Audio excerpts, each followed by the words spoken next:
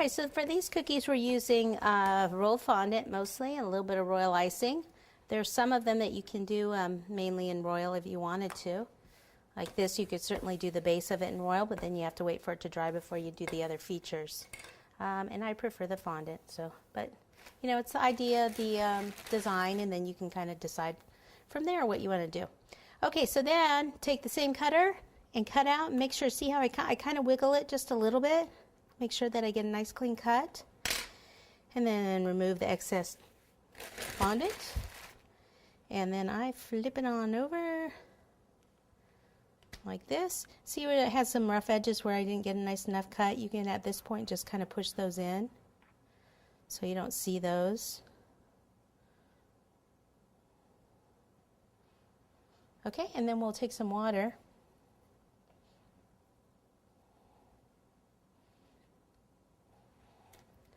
Then flip it back on over like this.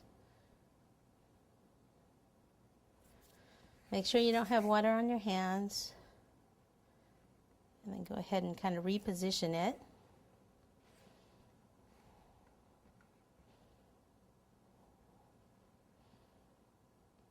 Okay, where it's stretched a little, just kind of push it back. And here, move that on over.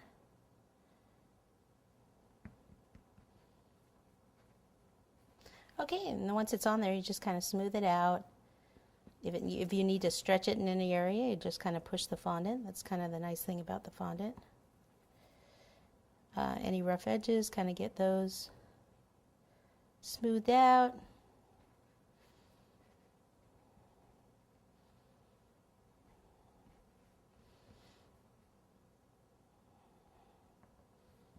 Okay, so then we have that. Then we want to do the cheeks. Okay, so the cheeks, we're just going to do again in roll fondant. So we need 2 balls that are similar in size. Let's see, might be a little big, so close to this. I don't know what that is about. It's about 1 inch. If I put it on there from side to side, about 1 inch. So need 2 of those. Okay, like that. Okay, so you always knead it up a little bit so you don't get creases in it, and then roll it between your hands like this so you get a nice ball. Put a little bit of water. Okay, so the cheeks are like right in this area here. Some water here and here. Place one on, and you can flatten one a little bit, and then get the other one on there.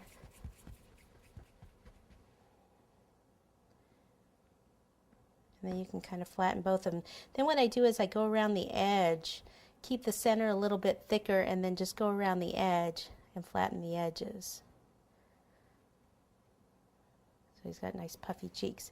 So if you're doing this in royal, you would just pipe with like a tip number 12 and just pipe a big, 2 big dots of a royal. Okay, and before this dries too much, I like him to have little marks in his cheeks. So back of a paintbrush, just push in, almost like little, on this it's just going to look like he's got 2 little golf balls on his face, but when it all comes together it won't look like that.